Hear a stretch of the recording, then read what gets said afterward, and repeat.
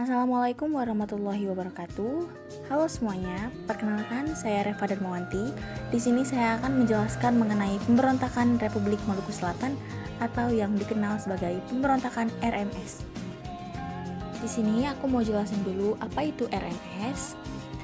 RMS adalah pemberontakan Republik Maluku Selatan yang merupakan gerakan separatis yang bertujuan ingin memisahkan diri dari negara Indonesia Timur atau NIT dan Republik Indonesia Serikat. Nah, pada kasus pemberontakan RMS, ketika Indonesia membubarkan RIS dan mendirikan Negara Kesatuan Republik Indonesia atau NKRI, parlemen di NIT itu sudah setuju akan menggabungkan dirinya ke NKRI. Wilayah lain pun sudah setuju akan menggabungkan dirinya ke NKRI. Namun sayangnya pada saat itu Maluku tidak setuju. Salah satu pihak yang tidak setuju adalah Christian Soumokil. Ia merupakan mantan jaksa agung di NIT. Salah satu alasan mengapa rakyat Maluku seperti Soumokil itu tidak setuju kalau NIT masuk ke dalam NKRI karena mereka terlanjur kecewa pada pemerintah Indonesia yang melakukan pembangunan tidak merata.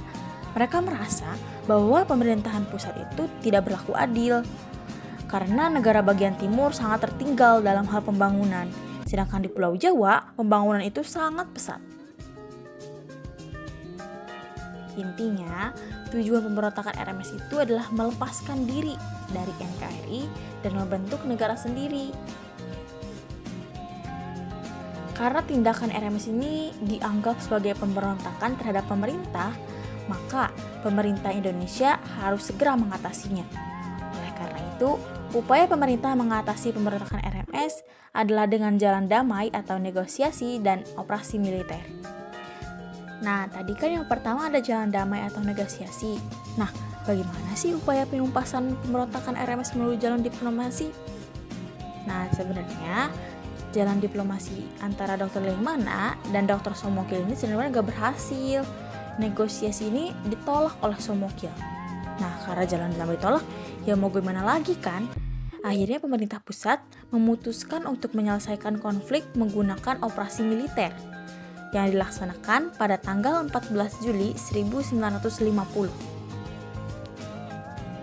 Untuk menumpas pemberontakan RMS, pemerintah mengirimkan APRIS atau Angkatan Perang Republik Indonesia Serikat di bawah pimpinan Brigadir Jenderal Salamat Riyadi dan Kolonel Alex Kagilarang dalam operasi yang bernama Operasi Pasupati. Dalam operasi tersebut, satu persatu pengikut Soumokil berjatuhan dan akhirnya diadili. Dan akhirnya, Ambon yang menjadi ibu kota RMS berhasil dikuasai oleh pemerintah Indonesia pada 28 September 1950. Meskipun begitu, operasi militer masih terus berlanjut di Pulau Seram hingga tahun 1962. Soumokil pun berhasil ditangkap pada tanggal 12 Desember 1963 di Pulau Buru dan ditahan di Pulau Seram. Ia kemudian dihadapkan pada Mahkamah Militer Luar Biasa di Jakarta. Nah, ditangkapnya Soumokil sebagai tanda bahwa pemberontakan RMS telah berhasil ditumpas. Ia akhirnya dijatuhi hukuman mati oleh pengadilan dan dieksekusi pada 12 April 1966 di Pulau Obi, Halmahera Selatan.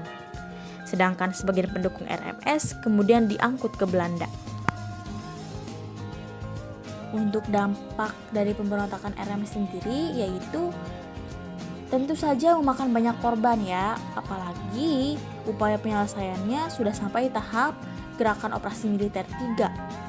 Selain itu, dampak lainnya dari pemberontakan RMS ini adalah terjadinya migrasi sebagian penduduk RMS ke Belanda.